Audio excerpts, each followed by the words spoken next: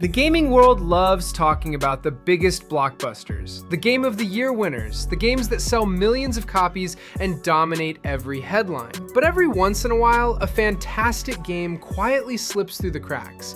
Maybe it launched at the wrong time, maybe it got buried under bigger releases, or maybe people judged it way too quickly and never came back. So today, we're giving those games the spotlight they always deserved. Here are 30 underrated gems that deserve a spot in every gamer's library. Let's get started.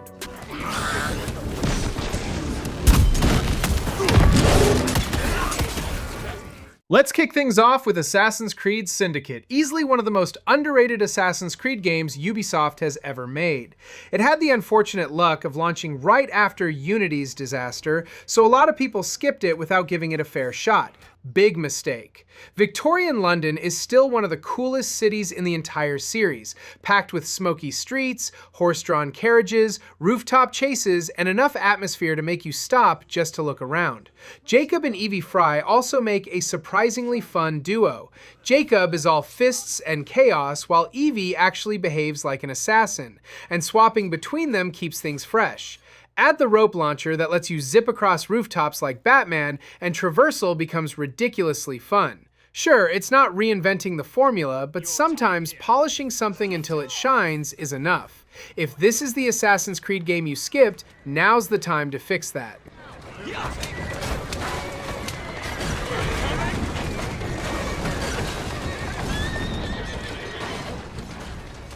No game has ever suffered more from terrible marketing than Guardians of the Galaxy. Everyone saw Square Enix's Avengers, assumed this would be another live service cash grab, and walked away. Except, it isn't. Not even close. This is one of the funniest single-player adventures in years. The writing absolutely carries it. Every member of the team constantly argues, jokes, and talks over each other, and somehow it never gets annoying. It feels like you're on an actual road trip with a bunch of dysfunctional friends who somehow keep saving the galaxy. The combat isn't revolutionary, but ordering your teammates around while Star-Lord blasts enemies apart is satisfying enough. Then there's the soundtrack. Classic rock kicks in during big fights, and suddenly you're smiling like an idiot. If you ignored this because of Avengers, you owe this game an apology. Cosmo is retaking power of security, where its top survives. Without power, nowhere is being lost. This game deserved so much better. Prince of Persia 2008 took one of Ubisoft's biggest franchises in a completely different direction, and people weren't ready for it. Instead of chasing realism, it went with a gorgeous, painterly art style that still looks fantastic today. Seriously, 16 plus years later, this game has aged better than plenty of titles that came out a decade afterward. The platforming flows beautifully, almost like a dance, and the relationship between the prince and Elika ends up being the real reason you keep playing. Sure, people complain that you couldn't truly die because Elika always saves you, but honestly, that just keeps the momentum going instead of making you reload every 30 seconds after missing a jump. It's not trying to be Sands of Time, and once you accept that, you'll discover one of Ubisoft's most charming adventures.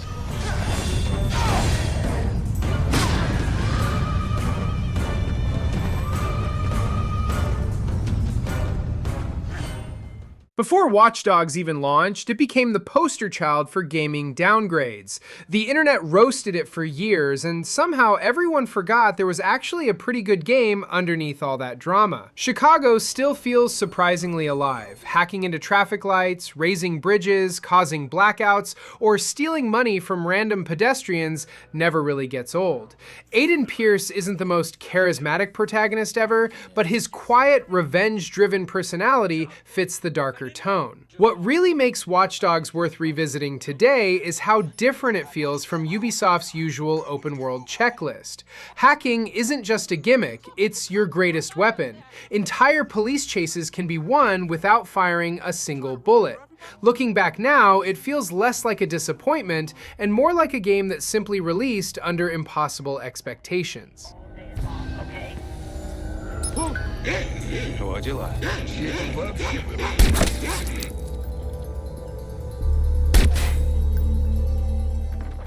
I'll admit it, Mafia 3 is repetitive. There, I said it.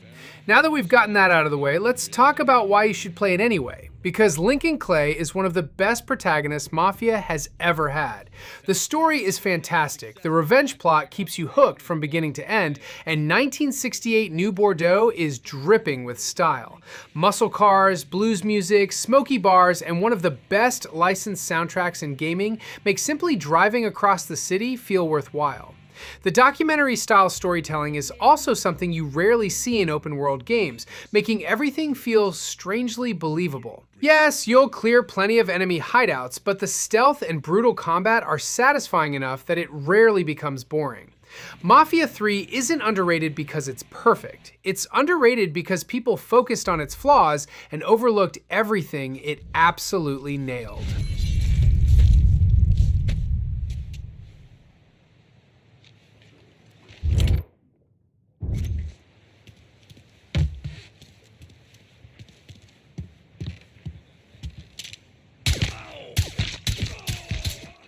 When people rank the Far Cry games, Far Cry Primal somehow always gets left behind, and honestly, I don't get it.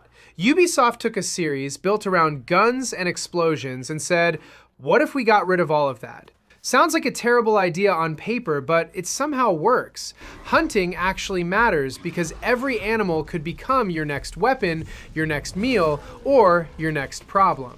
Taming beasts is still one of the coolest mechanics Ubisoft has ever made. Sending a saber-toothed tiger charging into an enemy camp never stops being entertaining. The Stone Age setting also gives the world a unique identity that no other open world game has really matched. Sure, crafting spears isn't as flashy as carrying rocket launchers, but surviving with nothing more than primitive tools somehow makes every victory feel bigger.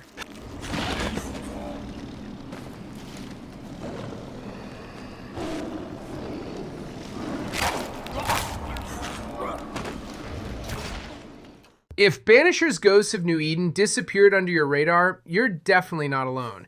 It launched in a ridiculously crowded release window, and that's a shame because this is one of Don't Nod's best games. At first glance, it looks like another action RPG, but it's really a story about love, loss, and impossible choices. Every haunting you investigate feels like its own little mystery, and the game constantly asks you to make decisions that rarely have an obvious right answer. Combat won't blow your mind, but swapping between Red and Antea keeps encounters interesting, especially once their abilities start working together. The real reason to play, though, is the writing. By the time the credits roll, you'll probably question more than one decision you made, and that's exactly what a choice-driven RPG should do.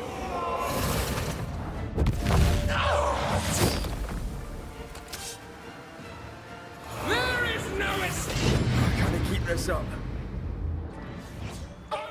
There's nothing quite like Lost in Random. Imagine Tim Burton designing a fantasy world while someone else insisted every major decision should involve a giant living dice. That's basically the pitch, and somehow it works brilliantly. The world is wonderfully strange, full of creepy fairy tale towns and characters that somehow manage to be both adorable and unsettling. Combat is where things really get interesting. Instead of mindlessly swinging a sword, you're building a deck of abilities and hoping your trusty dice companion rolls the number you need. It adds just enough unpredictability that every fight feels different without becoming frustrating. It's weird, stylish, and packed with personality from beginning to end. EA doesn't usually publish games like this, which is probably why so many people completely missed it.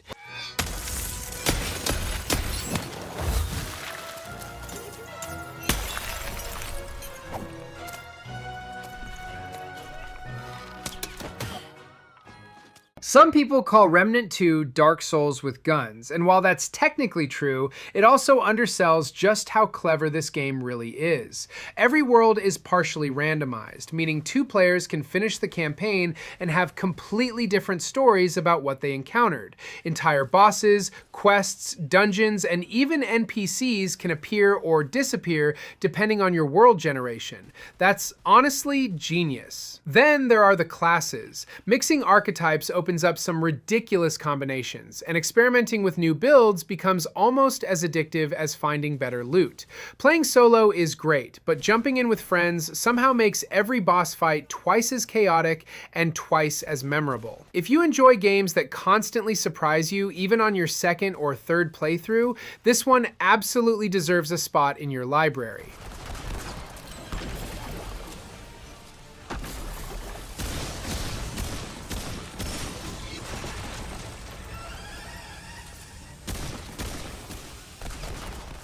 Don't let the cute art style fool you. Kena, Bridge of Spirits, has a habit of humbling players when they least expect it. Beneath all the colorful forests and charming little creatures is an action game that can be surprisingly demanding, especially during its boss fights. The combat has just enough Souls-like influence to keep you on your toes without becoming frustrating, while exploration constantly rewards anyone willing to wander off the main path. And then there are the Rot. These tiny little companions aren't just adorable, they're a huge part of both combat and puzzle solving, and before long, you'll be collecting every single one you can find. What really makes Kena stand out though is its presentation. Every animation, every environment, and every cutscene feels handcrafted with incredible attention to detail. It's one of those games that doesn't just look beautiful, it feels magical from beginning to end.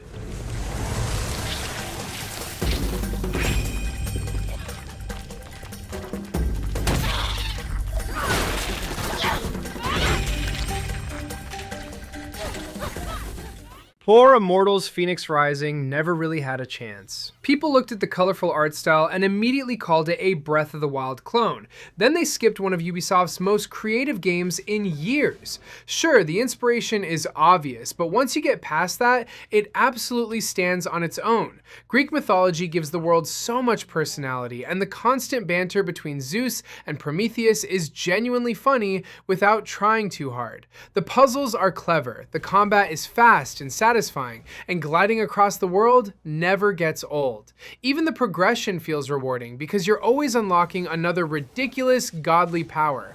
Ubisoft doesn't take risks very often, but this was one of them, and it's a shame more people didn't give it the chance it deserved.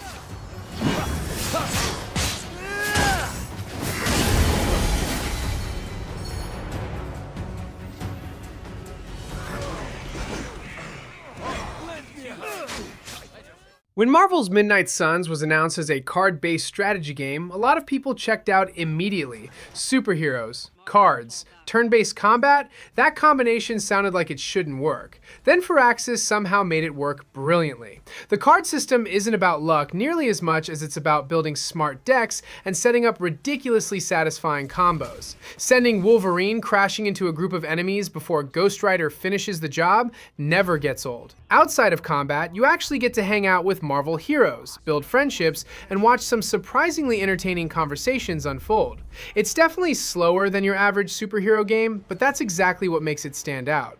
If you skipped it because of the word cards, you honestly missed one of Marvel's best games in recent memory. What do you call a private who failed out of boot camp? A Hydra officer. It's honestly criminal how many people slept on Prey. This is one of those games that keeps rewarding curiosity every single minute you're playing. Every room hides another secret, another shortcut, or another way to solve a problem you didn't even realize existed. Then there are the mimics. I don't think I've ever trusted a coffee mug again after playing this game. The freedom is what makes Prey special. You can sneak past enemies, hack your way through security systems, turn yourself into random objects, or simply blast everything apart with a shotgun if you're feeling less creative. Arcane built a space station that feels like a real place instead of just another video game level, and exploring it is half the fun. If immersive sims are your thing, this is about as good as they get.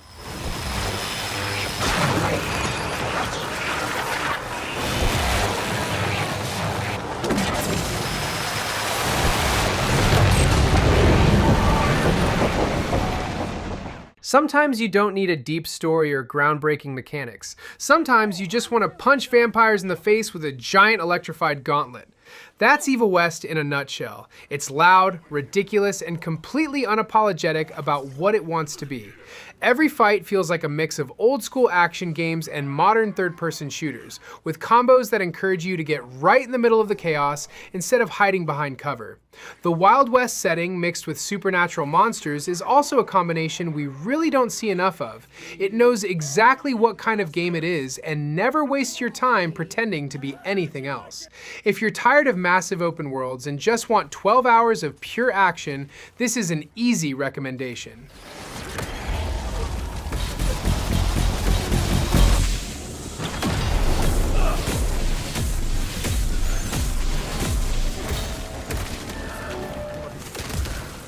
If there were an award for the most unfairly overlooked shooter ever made, Titanfall 2 would probably win it.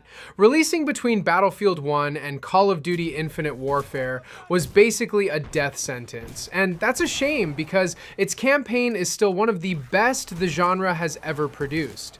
Every level introduces a new mechanic, explores it just enough to stay interesting, and then moves on before it gets repetitive. That time travel mission, still incredible. Then there's BT, who somehow became one of gaming's most lovable robot companions after just a few hours. The multiplayer deserved a much bigger audience too, with movement so smooth that running on walls eventually feels more natural than running on the ground. Titanfall 2 isn't just underrated, it's one of the best shooters of the last decade.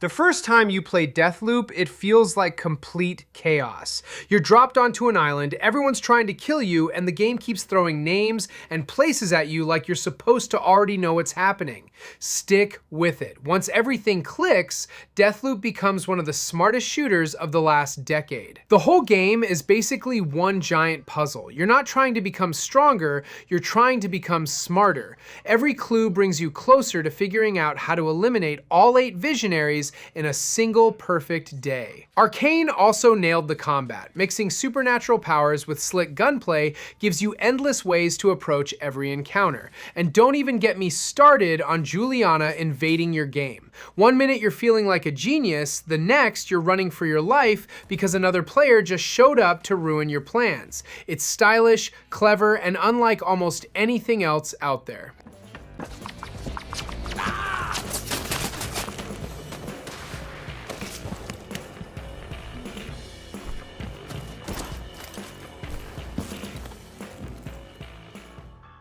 Quantum Break is one of those games that somehow disappeared from the conversation, and that's a real shame because Remedy was already experimenting with ideas here that would later make Control such a massive hit.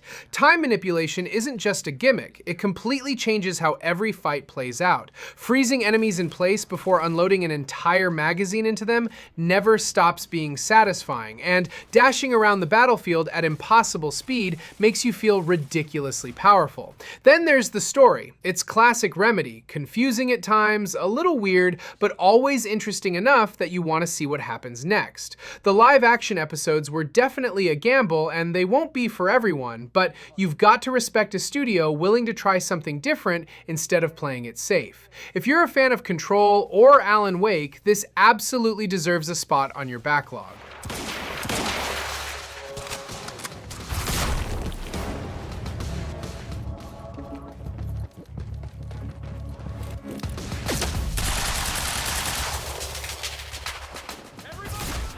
The original Evil Within had some great ideas, but it also felt a little too determined to make you suffer.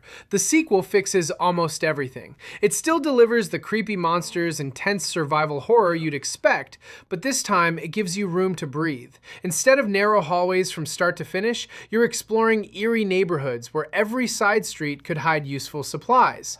Or something that wants to tear your face off. That's what makes the tension work so well. You choose whether to investigate or keep moving, and curiosity usually comes with consequences. The story is stronger. Sebastian Castellanos is a much better protagonist this time around, and some of the monster designs are genuinely unforgettable. If Resident Evil 4 Remake reminded you how much you love survival horror, don't sleep on this one.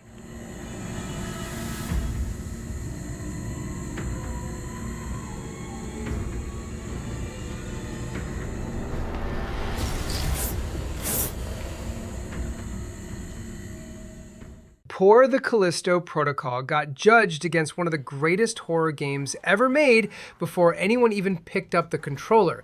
Everyone expected another Dead Space, and when it wasn't exactly that, the internet turned on it fast. Is it perfect?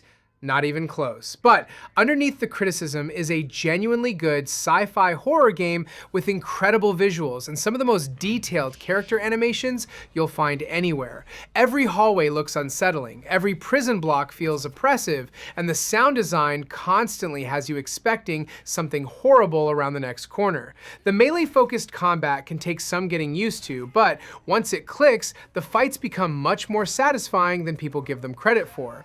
It's not the masterpiece some hoped for, but it's definitely much better than its reputation suggests.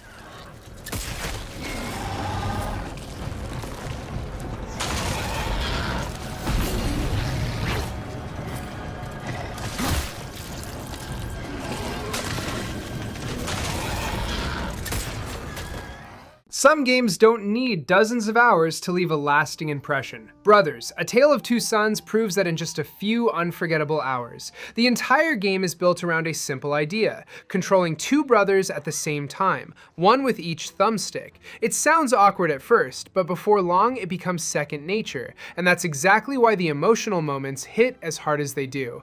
The game barely uses dialogue, yet it somehow tells a story that's more powerful than many RPGs twice its length. The puzzles are clever without slowing things down. The world feels like a beautiful fairy tale. And the ending? Well, let's just say there's a reason this game still gets recommended over a decade later. If you've somehow avoided spoilers all this time, keep it that way and just experience it for yourself.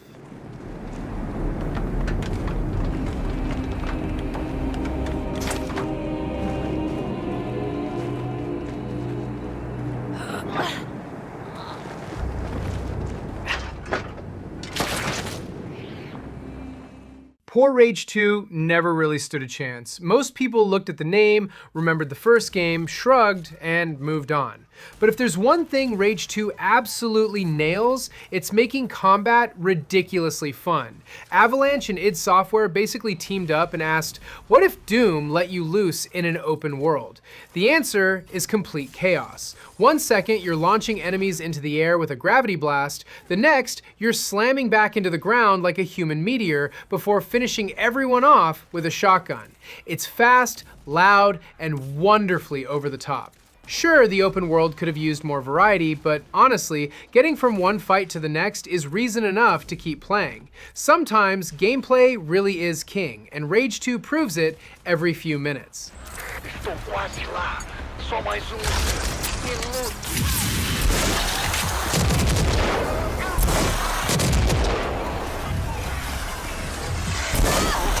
Este sistema é complexo até para mim. Released years before Life is Strange, Remember Me was the game that quietly showed Don't Nod had some seriously creative ideas. It wasn't a huge hit, and honestly, that's one of gaming's biggest missed opportunities. The futuristic version of Paris is stunning, built around a world where memories can literally be bought, stolen, and rewritten. That's already a cool concept, but the game takes it even further by letting you alter someone's memories to completely change their future. Those memory remix sequences are still unlike anything else out there. Combat isn't perfect, but creating your own combos adds a fun layer of customization that most action games don't even attempt. Remember Me isn't flawless, but it's packed with imagination, and sometimes that's far more memorable than technical perfection.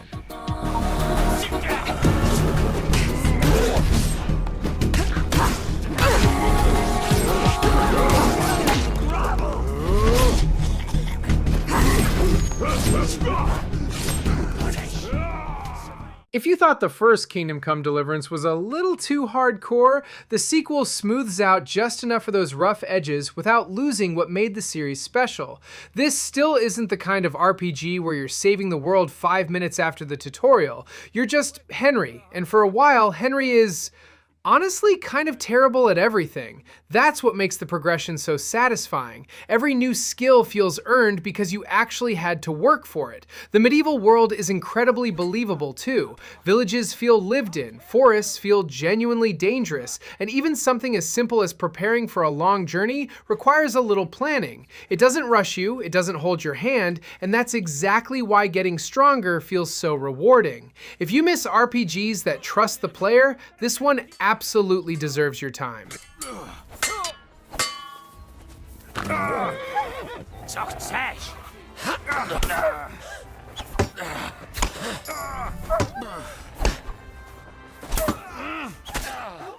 It's amazing how many people have never even heard of Enslaved: Odyssey to the West, especially considering it came from Ninja Theory years before they made Hellblade. Inspired by the classic Chinese novel Journey to the West, the game tells a surprisingly heartfelt story about two people who barely trust each other but are forced to survive together. Monkey is all about brute force, while Trip relies on intelligence, and watching their relationship slowly grow is easily the highlight of the entire experience. The environments are beautiful too, mixing overgrown nature with the ruins of a forgotten civilization in a way that still looks great today. Sure, some of the combat feels a little dated now, but the characters and storytelling more than make up for it. This is one of those games that deserved a much bigger audience than it ever got. Use my decoy if you need me.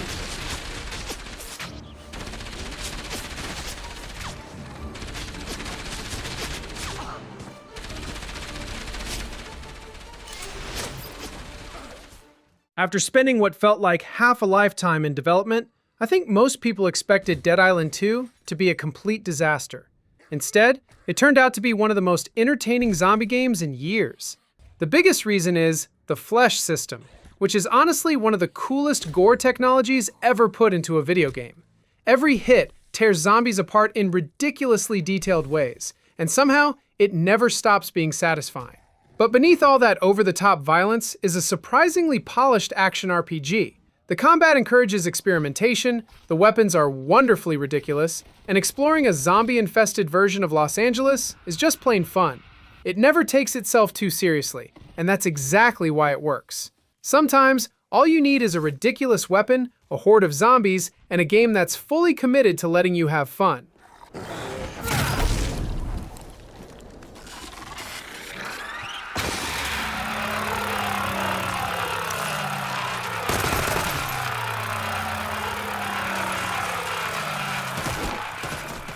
There aren't many games that make you slow down on purpose, but Sable is one of them.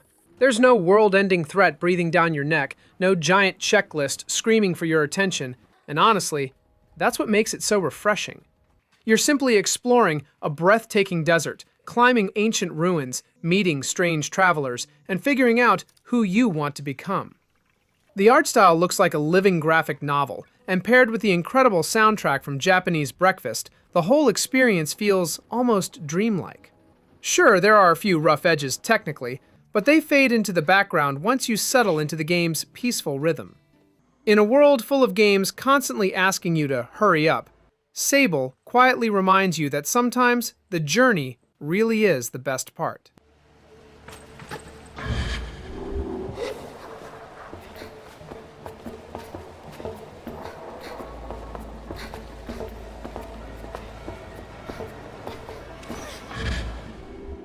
Every now and then, a smaller studio quietly releases something that deserves way more attention.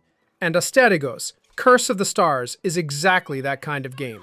It's often described as a Souls-like, but don't let that scare you away. It's much more approachable than most games in the genre, while still giving you enough challenge to keep every victory satisfying. What really surprised me was the combat. Switching between different weapon types on the fly opens up plenty of creative combinations, and experimenting with new builds is half the fun. The city of Aphis is also packed with hidden paths, shortcuts, and secrets that constantly reward exploration. It may not have the massive budget of Elden Ring, but it absolutely has the heart. If you're looking for a Souls-inspired adventure that's welcoming without feeling easy, this one deserves a place on your wish list.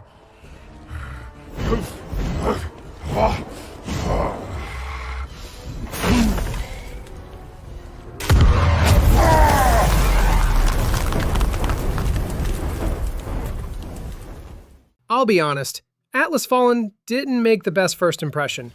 A lot of reviews focused on its rough launch, and many players never looked back. But after multiple updates, this game has become far better than most people realize. The movement alone is worth talking about. Instead of slowly trudging across another open world, you're literally surfing across endless dunes at high speed, and it feels fantastic. Combat also has a nice rhythm to it. Building momentum makes your attacks stronger, encouraging you to stay aggressive instead of playing it safe. The monster designs are impressive, and co-op makes the whole experience even better. It's not trying to reinvent action RPGs, but it has enough unique ideas that it stands apart from the crowd. Sometimes, games just need a second chance, and Atlas Fallen is definitely one of them.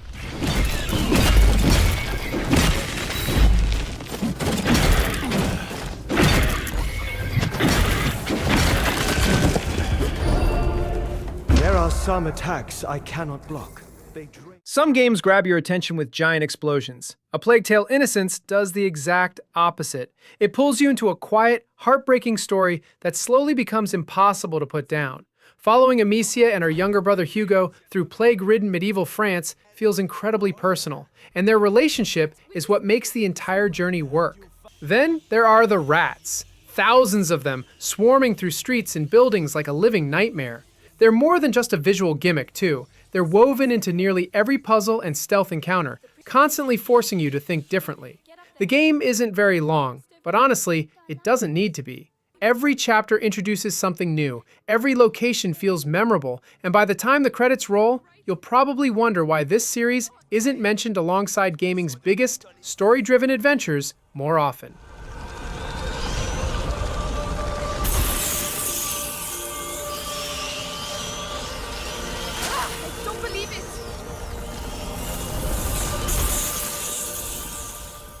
If there's one game that deserves the biggest redemption story on this list, it's Days Gone. Its launch wasn't exactly smooth, and that's all a lot of people remember. But years later, after patches and updates, it's become one of PlayStation's most underrated open-world games. Deacon St. John grows into a far more interesting character than he first appears, and the slow burn story pays off in ways I honestly didn't expect.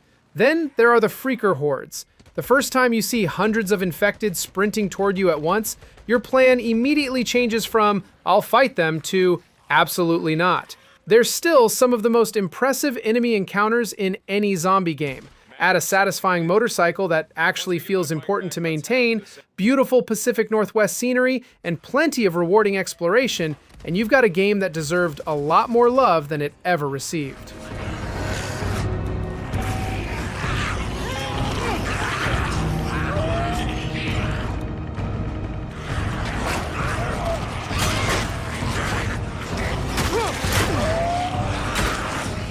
Those were our picks for 30 underrated games that deserve way more attention than they ever got. Which underrated game do you think deserves far more love? Maybe it's one we included, or maybe there's another hidden gem that everyone else keeps overlooking. Let us know down in the comments. I always enjoy seeing what games people are passionate about. If you enjoyed this video, don't forget to leave a like, subscribe for more gaming lists every week, and turn on notifications so you never miss the next one. Thanks for watching, and I'll see you in the next video.